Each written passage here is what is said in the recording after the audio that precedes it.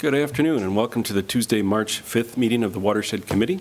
With us this evening is many members of our committee, staff members, and then we have a member of the resident to come up and address the committee for a few minutes. So,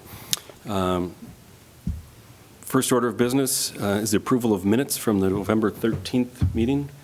Anybody questions, comments, issues, concerns with those minutes? I wasn't here, but they did look fine to me, so Okay. I'll make a motion to accept. Second? Yeah, second. All in favor? Aye. Everybody's good? Okay. So with that, the adoption of the minutes. So our first item, we have a resident, Mr. LaMagna, here this evening.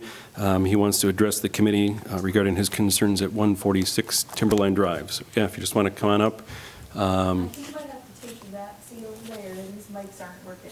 Oh, sit next to Bob. Yep, so I would go over there right next to Bob. That one should be moving. Where? Right. Sit there. Yep. Yeah. I'll sit next to this gentleman. I'm live? You're live. Okay. Thank you for having me at the committee meeting. My concern is, I'm at 146 Timberline Drive. My concern is that the management of the retention pond gates and the flow that's impacted us downstream has been detrimental to our property.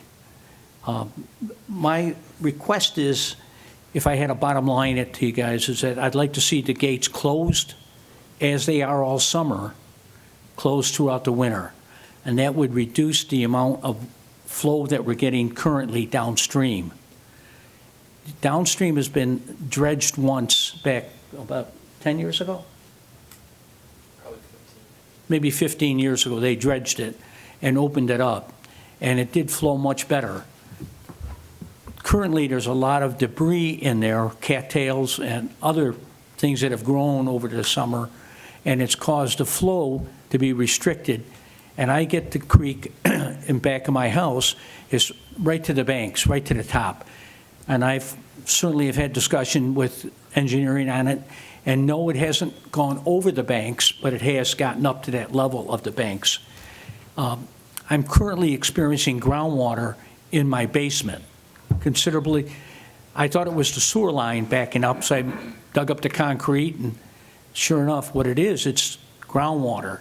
It's not the sewer line leaking. I called residential excavation, and they came down to give me an assessment of what might be going on. And while you may disagree, at least this is what I was told, because the creek has been so high and the water's not flowing downstream like it should because of the debris and the restriction going under Rodney Lane, that groundwater is backing up into my house because I'm down here and the creek is up here, and I'm getting groundwater into my basement on a considerable basis. And right now, I don't have any solution to my basement problem.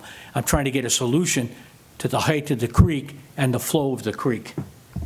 We were taken off a floodplain when we moved in 30 years ago because of the retention ponds. And I just would like to read, a retention pond not only holds excess water until it can be drained away safely without flooding a neighborhood, but it also prevents soil erosion and filters pollutant from runoff before it reaches downstream. So that's the reason those retention ponds were put in, to get us off a floodplain and to mitigate any downstream impacts and to allow that water to do its thing as far as cleaning, et cetera.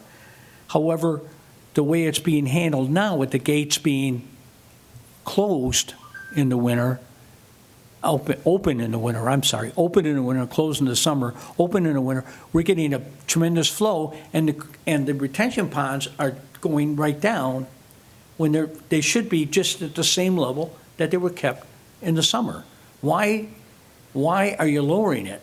And I've asked that question many times, and I've gotten different answers, and I'm not going to go into it now. We'll go into it at a subsequent meeting that we'll have, but there's no reason for it. They should be kept closed just like they are in the summer and open just whatever it takes to keep them at the level they should be at, not to the low level they are now.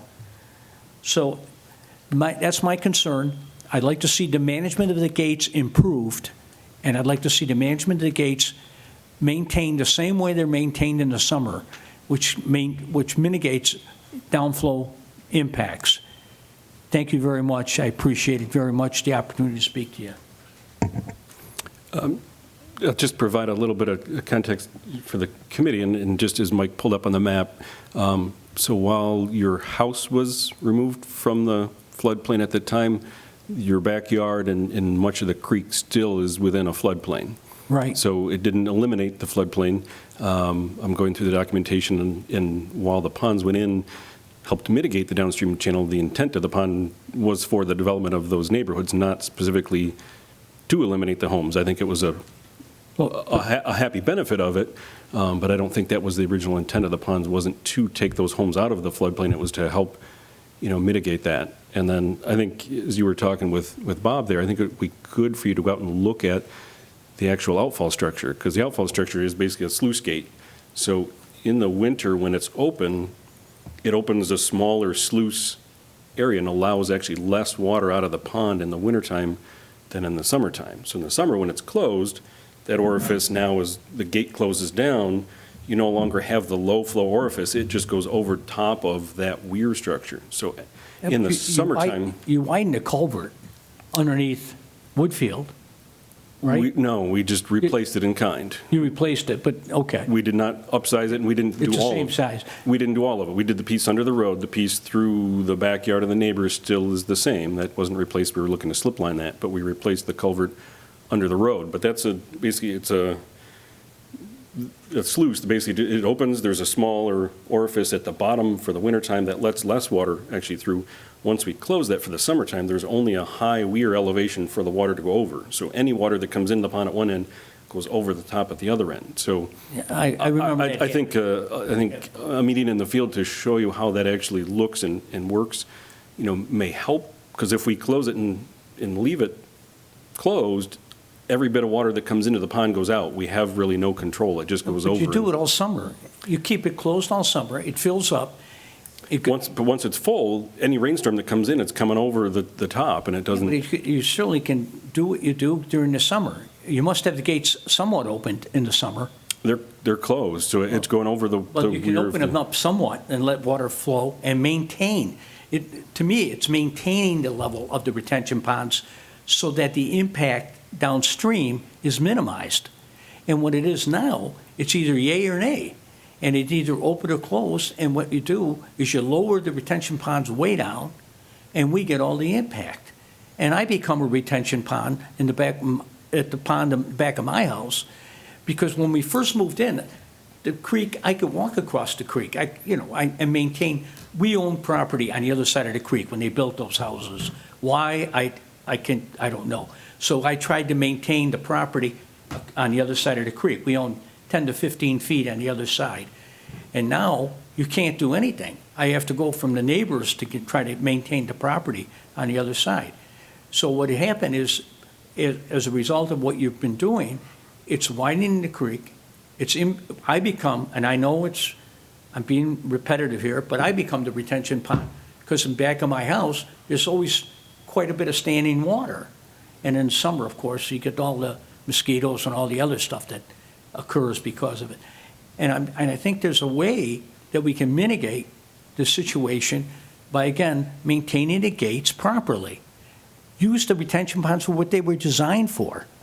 They're designed to hold the water back and designed to allow the water to flow gradually downstream, not. I just wonder what has changed. Okay, I'm being repetitive here. I mean, the pond was installed back in the 1986, 87, I believe, based on my research. And we've always operated them, we lower them in the spring and we open them in the fall. And so it's operated as it has for the past 40 years. So why now have things changed, or what's the impact? And we're happy to go out there. We'll happily, look at it with you. I think we can show you what that sluice gate looks like, so you understand what open and closed. And it's actually in the open situation, it's letting less water through than in a closed situation. So I think a visual inspection of that in the field, may help to clarify that a little bit better. If I sound like I'm I have a deaf ear, and I do, and about this because I live with it every day. And I live there, and I've sent many pictures to you showing how high it is. And it's not necessary. I just don't see the necessity of opening, the management of it, when it's very easy to keep it closed and open it gradually if you get to that level. You've never gotten that level that I've seen. Well, it did happen once, way back when it overflowed the street and came there. I mean, that's the emergency overflows when it goes over the street, that but was it quite a does, few it does years flow over the weir on a regular basis. So there is a weir in there that it flows over, but, Well, so.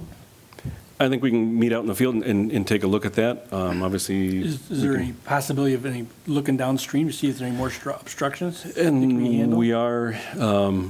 we are and have made application through ATIP, our usual contractor, that does treat there's a bit of, and Mike's kind of highlighted on the screen. So to Mr. Magna's comment, we've gone out and looked at it. There are some cattails, phragmites that are in that area. I think most of them are phragmites. So you got to be very careful when, one, dredging them. If you dig into them, you're just going to disturb them and create more. So we've got a contractor that does treat Glenbrook Pond in the summertime. So you've got to wait till the stuff is up. They've got a certain time of the year. At that time, they're making an application now to come in and treat these as well. So they'll come in and spray them. They've got to do it at a certain time of year, but then that helps to actually get into the roots of the phragmites and actually kill them off. When we've dredged them in other locations, you don't get every bit of it.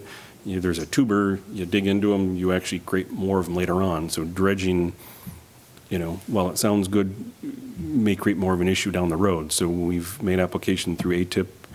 This committee is familiar with, as the contractor we have to treat a couple of ponds around town to go in and kill off the vegetation. Once the vegetation dies off, it should help to open and help that flow a little bit better. Yeah, I'll end it, I don't understand why, to me, it's a simple solution. Close them, let the retention ponds do their thing, not leave them open all winter. It just doesn't make sense to me. And I'll apologize, I'll stop talking anymore, because I know we only limit me to 5 minutes, and we're going to have a meeting with Jeff at some point, and we'll talk about it. But Yeah. I mean, to my understanding, we've typically opened them in the past as a safety issue. So we've lowered the ponds down similar as they do the canals, so that if and there's somebody on the ice, it freezes over, you don't. somebody on the ice, in the winter, in the summer, they could be out on their paddle boats that they use out there. They could have the same issue about falling into the water. I get it, but I know the canal does something similar. They lower the water in the wintertime, so you've got less. The retention ponds weren't built for the convenience and recreational use of the people. And if you look at the signs, they're not supposed to be on the water paddling. They're not supposed to be on the water ice skating.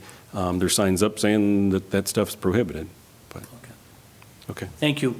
Yes, Thank you yeah. all for listening to an old man. Any other questions from the committee on that one before we move ahead? And we'll follow up, Mr. LaMagna, and I'm sorry. I said we'll follow up and we can meet you out in the field How do you shut it? to take a look at that. So we have some other things we wanted to kind of review with the committee. So as the group knows, January 27th, we had a rain-on snow event. Grounds were flooded, so we had a lot of impacts around the community. Mike's going to kind of go through some of the pictures of what we had in the community and kind of wanted to review that with this group. So as the pictures Mike's pulling up right now is Angian Drive. So this is a property, Angian Drive is on the north end of town, east of Jackson, just kind of north of the Wilbert's properties. So the first one kind of showed some flooding we had in the backyard. Mike can kind of scroll through those. So we're working with those neighbors to look at, what the stream condition is, if there are any obstructions in there. These are some of the, I think this is Willow Bend. This is at Baird Road. Off of Baird Road, we got calls and obviously concerns with high water in the stream. So the DPW was out looking at and snagging any obstructions in the stream that day. This was That's just the church. a church parking lot area. That was just a screenshot showing we had almost 1.5 inches of rain that day. This is Allen's Creek by So this Thermo is down behind Panorama Plaza. So this is an area, there is an old bridge that goes between Thermo Fisher on the south side and the back of Tops Plaza on the north side. So there's a bridge there that, and I think we've got some pictures showing our DPW crews grabbing and pulling debris off of that bridge as it kind of collects in the backyard. Yeah, I don't know. Hey, Mark, was there any significant property damage to anyone's home or anything like damage? We did have some concerns of some wet basements or some pumps that conked out. Did have obviously wet backyards, flooded property. That kind of looks like my front yard. Yeah, flooded properties. Yeah, my sump pump ran for 40 days straight. So, yeah. As we get it, and Did you see an article through? Yeah, I did. But no, but these are great picks, and I understand the severity of that. I think the town has always done an admirable job of keeping these, clean, the main waterways.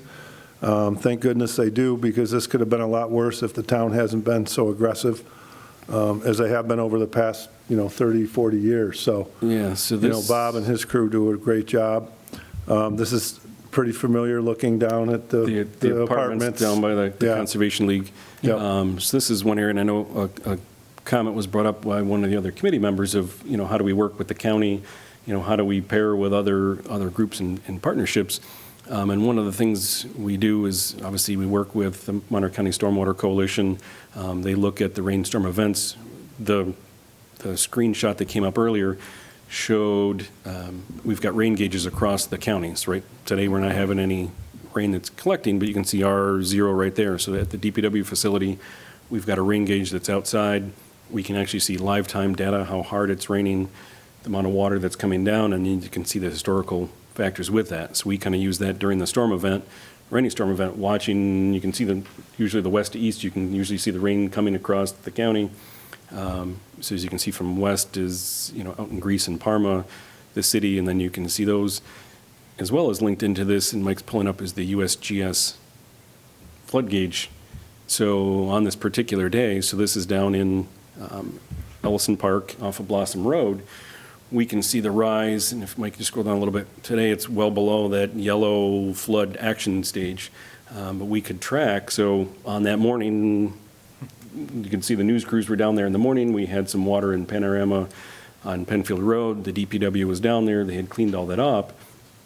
But as the day went on, we were tracking, watching the USGS levels as they were coming up, and I said, we're quickly approaching that 8-foot level. We're going to have more issues this afternoon. So the DPW proactively went down in the afternoon. The water kept coming up. That's when it came up into Tops Plaza and the parking lot in the back. And I think we've got some pictures to that, but we can keep kind of going through this.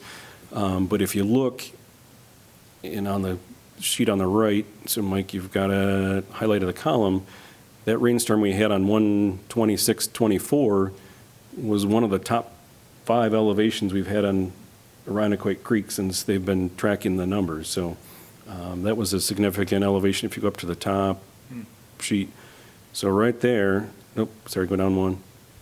Right there, you can see the bands of the highest elevations. So on January 26th, we had an elevation of 9.82 feet on Irondequoit Creek. So that was 4th, since you got 9.8. So that was the 4th highest elevations we've seen since 1998 or before. So just to show, people, it was not a lot of rain, but the rain on snow, the rain on frozen ground, that was a significant elevation for Irondequoit Creek and came up quickly. And you can see kind of that rain gauge come up there, but that helped us kind of predict where the rain was going, where the high water was coming. So even though the DPW was down there in the morning, we said, hey, you guys better be aware in the afternoon that the elevation is still coming up. So then that's when you go down, and that's the back of Tops, or as you go around Tops, quickly the water comes up. Tops was underwater. We could let the people at Tops know it was coming up so they can get cars out of the parking lot. We can have some barriers, put some barriers up ahead of it. The DPW is ready to snag materials off that bridge. And then even with the apartments on the other side, this is the front of Tops Plaza, and it's pretty predictable. As Mike and Amy were out looking that day, I said, and I know the elevation's bad if the back of Tops is underwater. They said, yep. And I said, I know it's getting really bad if the front parking lot of Tops goes underwater. They said, yep. You can see the progression. I said, okay, we need to, let the apartments know that the water's coming up, and then they've, worked well with the Conservation League to kind of provide a little bypass. But you can see there's some shopping carts in the back, but, that's the back of top, so. Mark, how long does it take to subside after an event like that? Is it hours or days or a Usually week or a couple of days. a couple days? Most recently, Days. the Tops Plaza renovated their pond, because that was one of the issues they had, is it would come up and then it just never would drain out of their pond. So they actually worked to clean the pond, replace their outfall structure, which, had kind of rusted and rotted through over the years. So now, that kind of comes down. But you could see it comes up, and then there's even stream gauges up higher into Perrington. So you can watch those stream gauges, and as we saw, as those, I think it's Railroad Mills, stream gauge is high and it's coming, we can see the next gauge comes down and, Mike's got the next one. So the Railroad Mill gauge is farther up in the watershed. So I'm sure if you're not a water person, this is very boring for you and the public watching at home, but just to show, we do some proactiveness. We kind of monitor as the rains and the storms come in. You can kind of see what's coming and then try to be, more proactive. Obviously, we can't stop it, but at least you can kind of see what's coming down literally what's coming down the creek and, what's coming for us next. Is Tops Plaza in a flood zone? It is. Because I did a survey down there years ago for one of the restaurants down there, and they were in a flood zone. The whole plaza's in. The whole plaza's in a floodplain. That's something we need to be very sensitive to. And Mike can pull up, the map and show the floodplain. Any new construction in a floodplain, you've got to do compensating cuts and fills. So you're not adding more fill and then pushing the drainage issue to someone else. They've got to do flood proofing. So the new auto zone down there had to be flood proofed. It was a new building. They lowered it down. It used to be a restaurant, so they lowered it to the ground. So they reduced their fill. But then they went in and had gasketed for doors and everything else. So as Mike turns the floodplain on, you can see the red is the floodway. So that's where the actual flood waters are flowing through, and you can't have anything in the floodway. And then the yellow areas are the floodplains. That's the 100-year floodplain. So you can see that fully encompasses the plaza, Thermo Fisher, all of the restaurants, gas station out front. So You can see the new pond. you can see the circuitous route that they dug through the pond. And then the green areas is the 500-year floodplain. So today's day and age, you would prohibit development down there, but they were kind of built pre-firm maps, Back in the floodplain 90s, didn't mapping. they take one of the apartment buildings down? They Because of did. flood? Yep, so that was in the floodplain, so that was right in the front. Right So you in can front, yeah. see, and we've actually got to send a certification in every few years. We've That actually got to go out and building, yeah. take a picture of showing that there's nothing in that location, no structure's gone back in, because through FEMA dollars, they purchased that unit, because that was the typical one that flooded every time. There was repeated loss on that, so FEMA actually expended money, went in and bought that structure and took it down. So we have to certify every couple of years that no structures have gone back in there. We've not added anything back into the floodplain in that area. But yeah, Mike, if you turn the floodplain back on, you can see it's quite extensive down there. And then even with the apartments next door, you can see that's fully in the floodway. So the red area is right where it flooded, almost to a T of the floodway. They've got a catch basin in their parking lot that's tied into the creek. So equalization of water, it's directly tied in. So as soon as the creek comes up, it just comes up out of that catch basin and then bubbles up into their parking lot. So we've talked to them in the past about, so the catch basin's right in the middle there. So as the creek comes up, it just follows exactly the creek elevations is what the elevation, within their parking lot, their entranceway is. We've talked to them about putting either a tide flex valve or a flapper valve on the end of it. We went in and tried to help them flush that out, at one point in time. I think the pipe is underwater in the creek, so that added difficulty that, you couldn't find it, an open area for it. But that's what's kind of leading to that issue there. So it's kind of a known issue concern, but, until you put a tide flex valve or something on it to control the water going up into the pipe, that'll unfortunately kind of continue to persist. But at least we knew it was coming and, could work with the apartments to put up some. Same way with back on the first of 146 Timberline, the pond, don't you adjust that gate at times if you know a storm's coming? The only time we've adjusted is when we know a hurricane is coming. Okay, So, but you're on it It typically takes 48 hours to lower the pond down. So to know there's rain coming this afternoon, even if we opened it up, we can't let out enough water to really make any sort of difference. So I think the last time we lowered it down from full pool in the summer down to the lower elevation, it took 48 hours. So if we knew, I think it was Sandy, Hurricane maybe? Gloria or Sandy or something was Sandy, coming, yeah. said, okay, we're going to get a major amount of rain. We opened it, lowered it ahead of that storm event, closed it, so we had a little extra, we'll say shock absorber or a little, bit extra storage you could take in it, but it takes 48 hours, so it's not we know a rainstorm coming this afternoon, or too late. some of these pop-up cells we've all seen recently, one area of town gets nothing, the other area of town gets 2 or 3 inches, and you get soaked. So it's those kind of spotty showers or those, intense cells that, have impacted us more. Do you rely on private rain gauges at times if you know there's specific areas of the town that are getting hit? We haven't tapped it as much. I mean, we've got the digital Yeah. data, we do that. One of the things working across the state is, and I know people have questioned, what are we doing to kind of adapt to climate change? So a lot of the old ponds are designed with the old style. All new ponds, we use the extreme rainfall data. So there's new higher intensity storms that we make developers put in. So as they're sizing their ponds, one, it has to handle all the way up to the 100-year storm event contained fully within their development, but it has to use the extreme rainfall data. So knowing that more rain is coming more intensely, more quickly, they've got to contain that and handle it within their pond. One thing that Penfield does that not a lot of other communities do is we require a 20% reduction from existing condition to developed condition. So if you look at the property and you're developing it, it's farmland, it's trees, woods, whatever the existing condition is, you evaluate the runoff from that, and then once you get into proposed development, if you're at 10 CFS, you've got to be down to 8 CFS in your post-construction discharge for a 1-year, 5-year, 10-year, 20. So we also require that also makes the pond oversized. So a lot of the new developments can better handle some of these storm events. Some of the older developments, obviously the existing infrastructure is already there and it's a little harder to modify. But, I know that's a lot of concern people is how are we adapting to climate change? How are we adapting to more intense rainfall situations? How do we adapt to, these different situations? And, some of the older stuff is a little bit harder, but one, we Yeah. try to be proactive and to your Mark, points, Mike, I know we're preaching to the choir, but when these designs are done, you're designing to the 10-year storm typically. for the pipes, For the pipes. yes. So a lot of people don't realize that. So why are you only doing a 10-year storm? Because you would be building infrastructure that would only be used once every 25 years, once every 100 years. And I know I say this, it's like building the church parking lot for Easter and Christmas, right?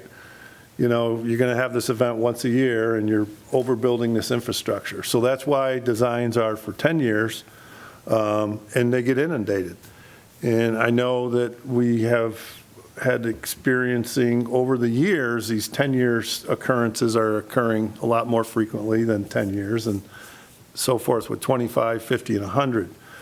But there's a certain threshold of design from an engineering standpoint, a technical standpoint, where you can only do so much. So the town of Penfield is being proactive with this 20% increase, if you will, or decrease in discharge, which helps alleviate some of that. But these situations that you're seeing down at the apartments, they're inevitable. I've been in town for 32 years, and it's the same 2 or 3 spots in town every year. And you're saying, well, why aren't you doing anything about it? Well, there's a lot more to it than just upsizing a pipe. It's a lot more difficult than that. And again, I think pioneers in cleaning ditches and streams and that goes back to Ross Shalacy back in the late 70s, when Ross really was kind of the pioneer of the Watershed Committee. And it's been, going on for 45 plus years. So again, I'd like to say, I think the town does a great job. These are very unfortunate incidents. They are reoccurring. And whatever I know the town can do to help alleviate this, that you're working on with Bob and his crew, so. Yeah, and I don't think out of this event, I'm not aware of any significant structural damage. I mean, yeah, we had some people with, maybe some wet basements or, sump pump issues, obviously some wet lawns, some inconvenience. But I think if we can mitigate a storm that is one of the top 4 we've seen on Irondequoit Creek without any damage to cars, flooding in the parking lot, damage to people. structure, Human life. loss of life, to the extreme, but even impact to, structural damage, tops, saw no impact. So, I think we're mitigating it to the best extent we can. We worked closely with the Conservation League to clear some trees out in there that are in the stream, so they're not snagging and blocking anything. We work, closely with Thermo Fisher to, remove debris from the bridge and make sure that, the infrastructure is flowing the best that it possibly can. Yeah. So just wanted to review, and I think there's Yeah. even some more pictures in there Mike is scrolling through, but, just wanted to review with the committee that, we did have a significant rain on snow event.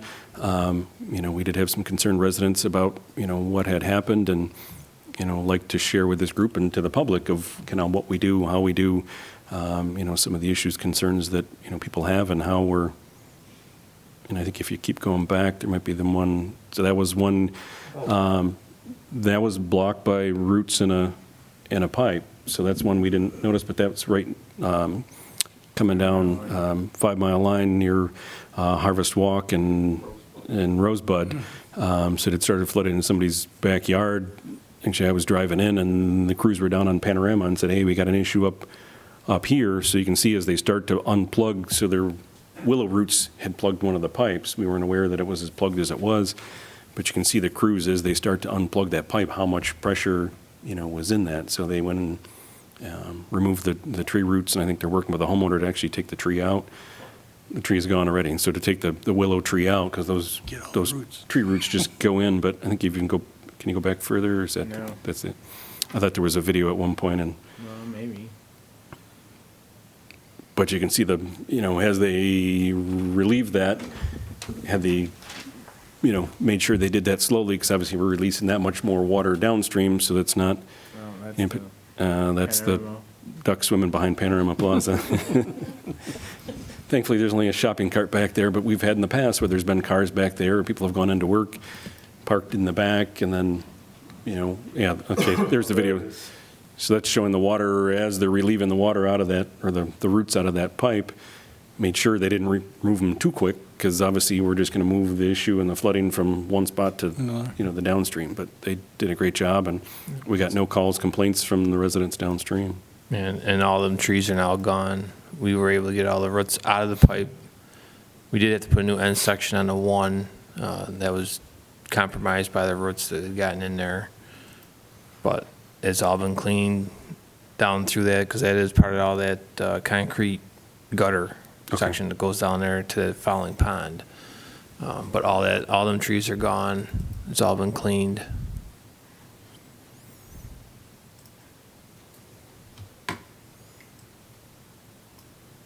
And that shows the tree that was down by the Genesee Conservation League that was starting to collect debris. So they contacted us and granted us access.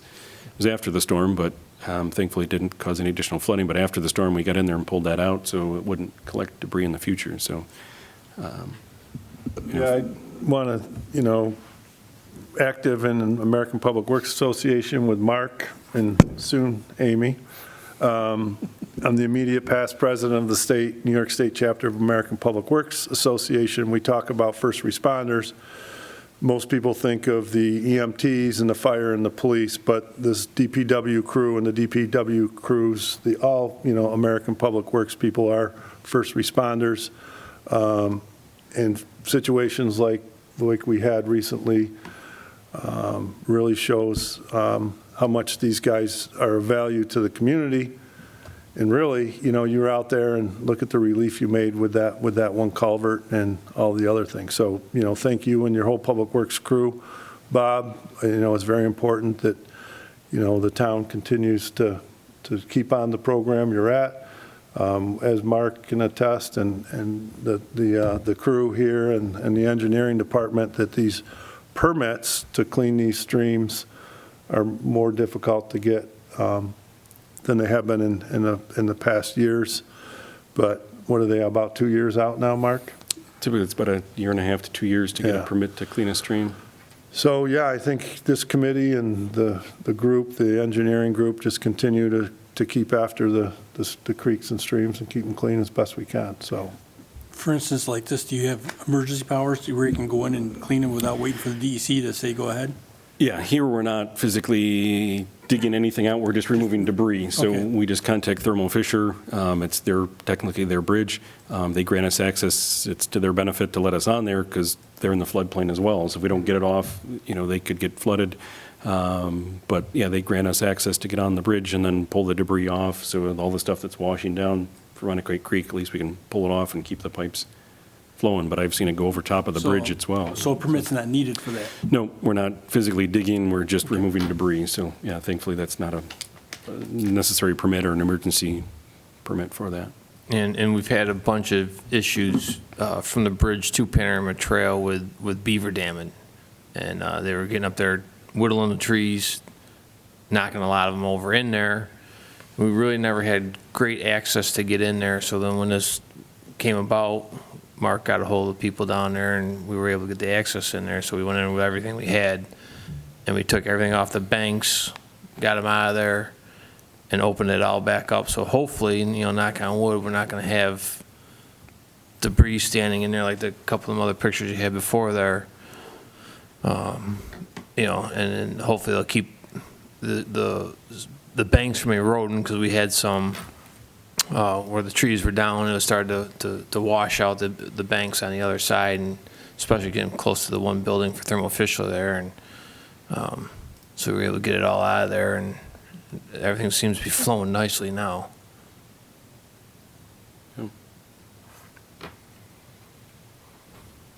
Yeah, Mike, appreciate your kudos to the DPW. They're the first responders that clear the road for the first responders to get there or keep the roads open and cleared. So the fire and the ambulance and the police wouldn't get there without the DPW and plowing the roads, clearing the blockages in the storm event. So yeah, many thanks to them for their hard work during this event. And I think due to their efforts and everybody on staff, we try to minimize impacts best we could. But thought this was a significant event. That's why we kind of gathered the photos together, wanted to share for the community, share what we do, how we do, try to be proactive, as much as we can. But, some of these events you obviously don't plan for.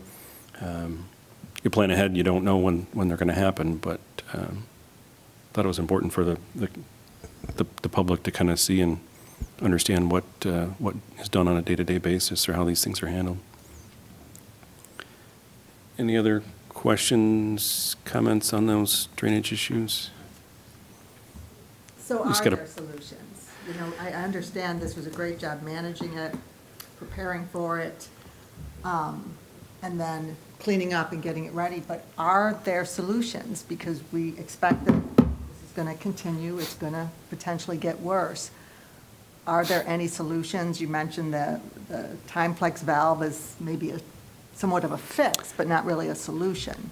And that's a private property and a private Right. pipe, so we've shared that with them. Right. Obviously, on a private installation, we can't do that work for them. Sure. So we've kind of, as we do in many situations, kind of provide some technical expertise or at least give them some direction on that.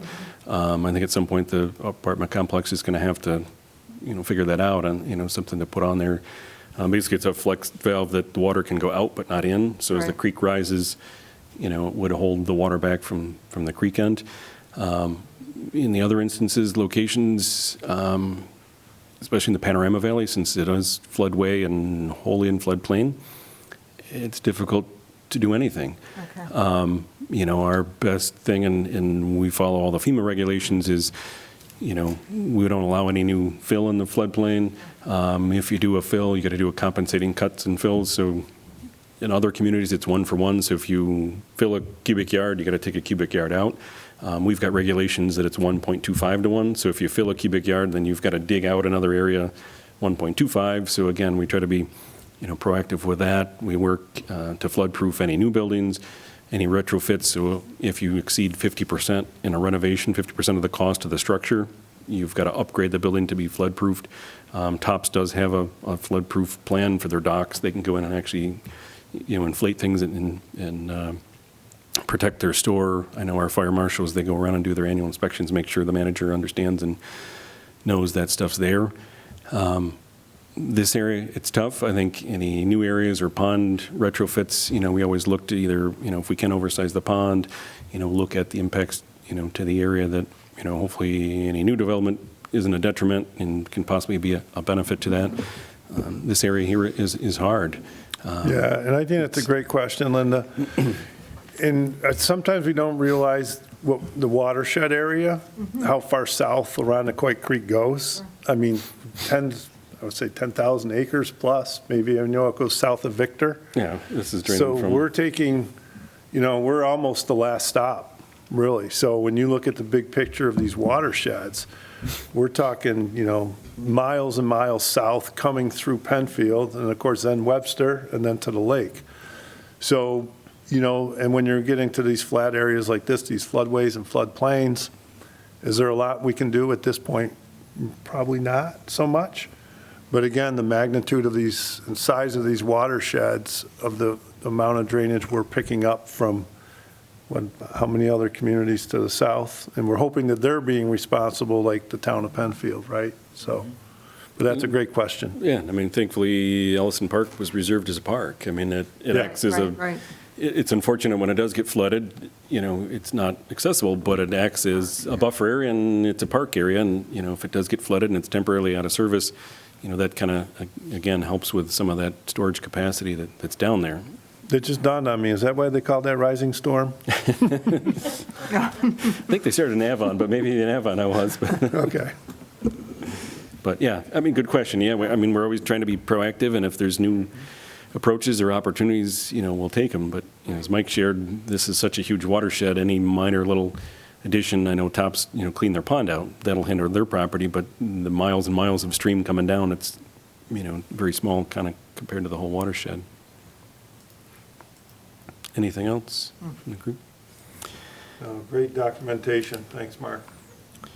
Also wanted to share with the committee, and we've been talking for many, many years about Allen's Creek. So this is a project that we've been studying, looking at, designing for many, many years. So Allen's Creek runs on kind of the southwest part of town, comes through Corbett's Glen, so that's the Corbett's Glen end of it. Mike's kind of highlighting that on the screen, so that's the part in Brighton. We're not touching anything or doing anything in Brighton, but just to kind of give people an orientation.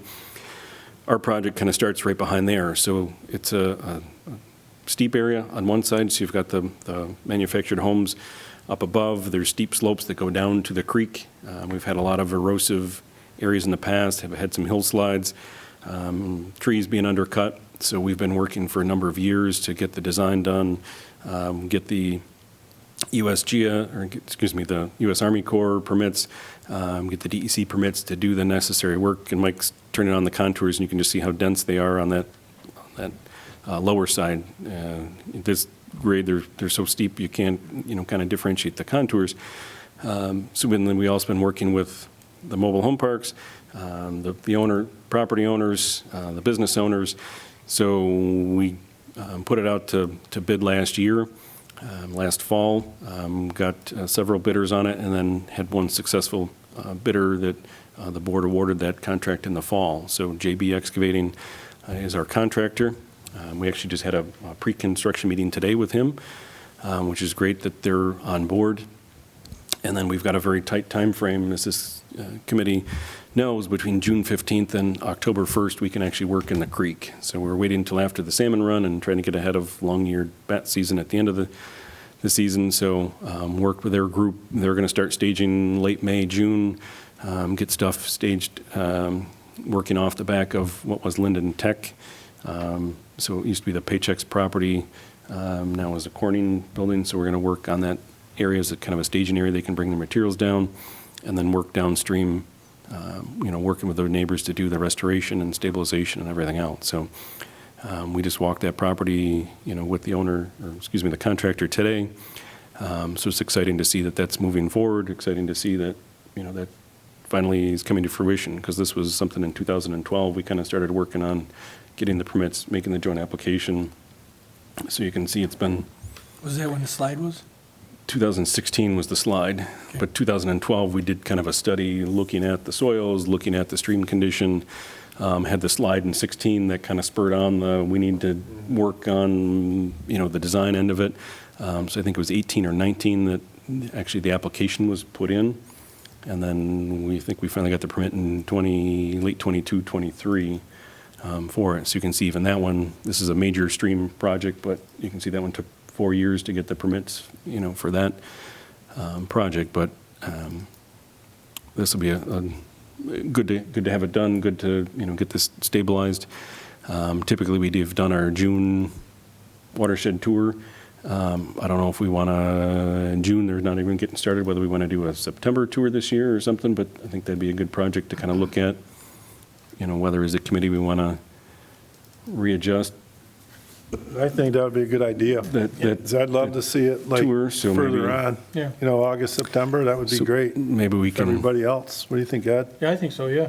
maybe we adjust our June, typically it's the first Saturday in June, we go out as a committee, take a rec van, drive around, we'd look at streams, we look at what DPW had cleaned, we looked at drainage complaints, from Mr. LaMagna, we've, had been in his backyard last summer, bring the committee out to, the residents and take a look at it, but maybe if that makes sense, we can check everybody's calendar, maybe we re-advertise that or reschedule that for September, October, kind of at the end of the project. We've all seen the beginning of it and some of the issues and the erosion and everything else, and our PCTV crew has done a fly-through. They've videoed all of it, so we've kind of documented the existing conditions, and then hopefully by September, October, we're kind of looking at a final post-construction and, kind of what those improvements are. So that might be a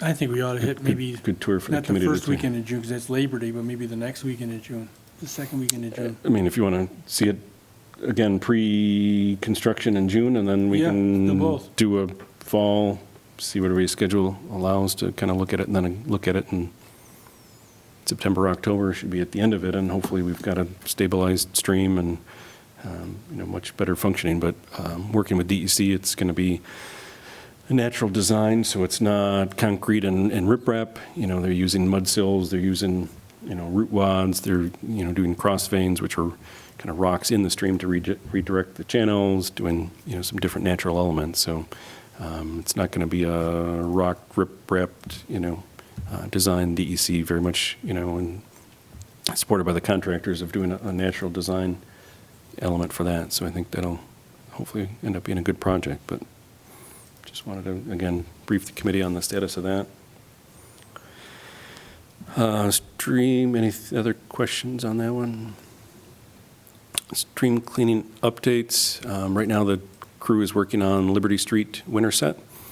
So that's a stream that kind of goes in behind or down from Liberty Street that was quite eroded with some steep sides, banks, and that the crew is working on right now.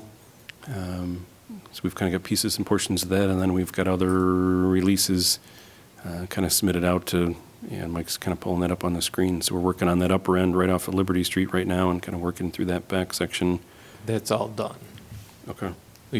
Everything's done up to Liberty Street. We've crossed over Liberty Street, and hopefully tomorrow we'll start continuing towards the pond. We should be done early next week at the latest. Okay.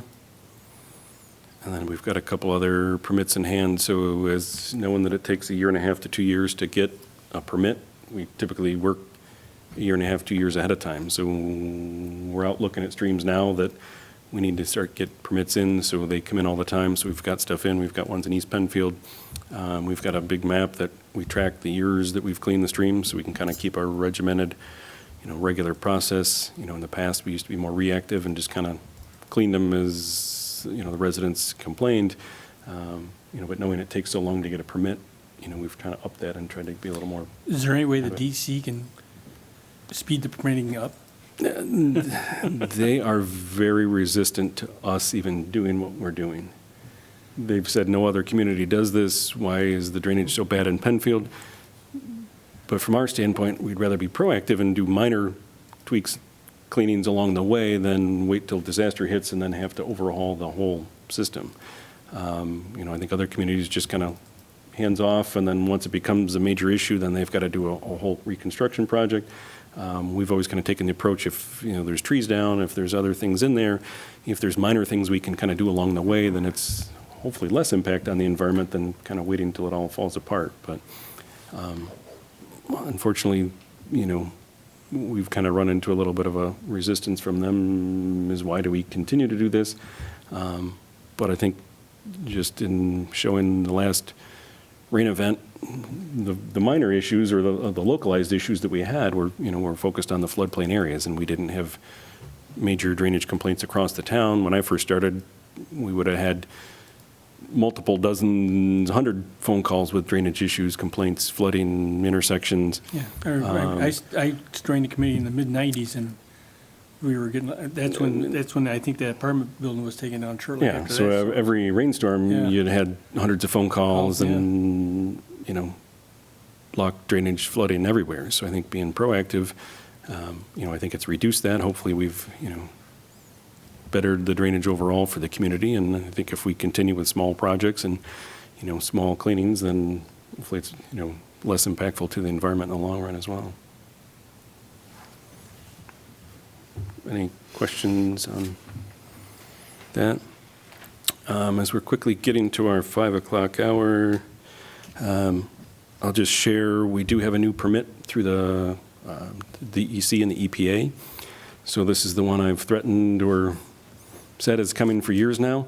At least I can stop being like Chicken Little saying the sky is falling, it's coming, it's finally here.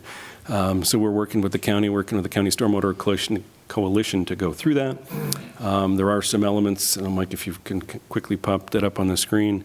So this is a 5-year permit, so there are items that need to be completed in 6 months, 6 months to 3 years, 3 years to 5 years. So there are elements, and Mike's pulling this up, so I borrowed this from the DEC. They came in and did a presentation. We hosted it in this room to allow it. So there's the different MCMs, so there's minimum control measures. So minimum control measure 1 is about education. So it's talking about how do we educate the public. So what do we have to do in 6 months? What do we have to do in 1 year, 3 years, 5 years?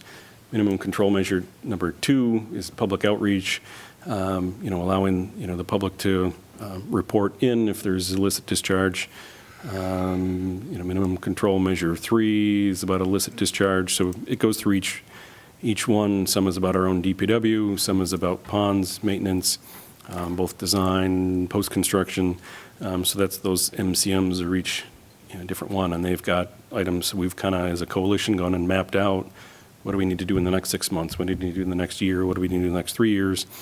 So again, we can make sure we hit those timelines, but there's a lot to do. We've got to do more mapping on our storm sewers.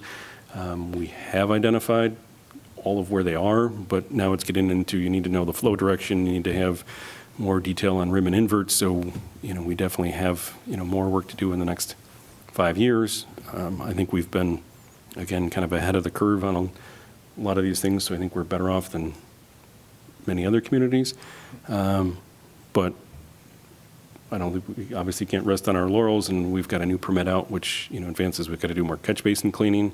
I've shared that with the DPW before. We've got to get out and vector those out. So I know you guys are purchasing or have purchased another vector. So having that on hand to go out and dedicate, in the past, most of the vector was dedicated to sanitary sewer flushing. In the recent years, we've worked with the DPW to go out and vector catch basins and flush out storm sewers and maintain that stuff. So we're already kind of in that mode, but, we'll need to ramp that up. So I think the last count, we were somewhere north of 4,000 catch basins in town. So we've got to be on a pretty regimented routine to get through all of those in 5 years. So in 5 years, we've got to inspect them all. If we see that there's no debris issue, we don't have to clean them all. But, within 5 years, we at least kind of got to go around. So if we've got crews out street sweeping, they can look down on the catch basin as they're, going by street sweeping. But more to come and more stuff to keep the DPW busy. So not that they weren't busy enough already, but. Mark, did you sit in on that training last Tuesday? I did. That was pretty painful. It was, but necessary evil or whatever you want to say. No, I but, know. I say that these are the things that are coming. only so half kiddingly. I mean, it's 4.5 hours virtual and all these mandates. As a number of communities I've represented, MS4s, they're what we, endearingly call unfunded mandates, right? And some of this is very burdensome to the DPW crews. And now they want these 6-month interim reports and becoming increasingly, more difficult to keep up with these regulations. So Yeah. But kudos to you guys for sticking with it, so. Man, But the good news is our annual report's not due until 2025. Yeah. So- Yeah, I mean, it's a lot. I mean, obviously, it takes a lot of our time. Yeah. You know, as I submit my priorities and goals to the town board, they can see that's right at the top, because it does take a lot of time. We've got a budget for it. You know, there's obviously, DPW's got a budget for it. So, you know, as we're looking at budget season coming around, it helps at least to start mapping some of that stuff out as we plan. We've got to buy another Vector truck. If we've got a plan to buy things, how do we have crew staffed appropriately? You know, so this was helpful by the coalition and the DEC to kind of map out where are we going and what do we got to do. But hasn't this group, or you're being very cautious of what's going on with streams and stuff, hasn't that helped us? Oh, no doubt. So we're ahead of the 8 ball compared to other towns. Yeah, I mean, there's two segments of DEC. One is the MS4 regulations. So they hold us to, you got to keep up with this, you got to maintain your ponds, you got to clean them.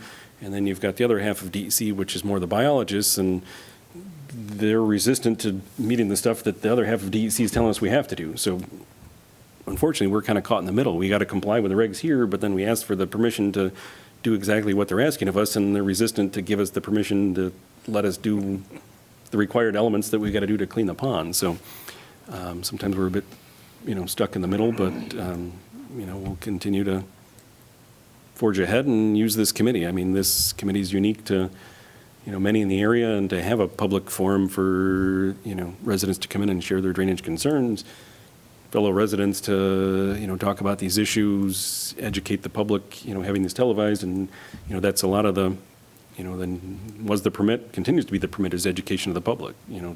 Only rain down the drain, don't dump, that's the illicit discharge, portion of it, and understand, a lot of people think the little catch basin at the end of their driveway, end of their street, magically goes off and gets treated somewhere. They dump oil down it or antifreeze or something else, it goes off, it gets treated, it gets processed.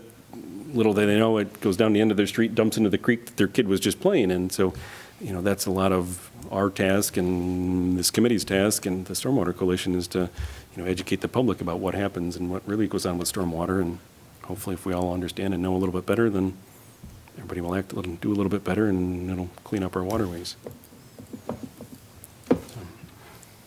So that's kind of the information of that. I don't think, unless anybody else has any questions, concerns, I don't think we have any old business. Anybody have any new business to share tonight? So our next scheduled meeting for this committee is April 2nd.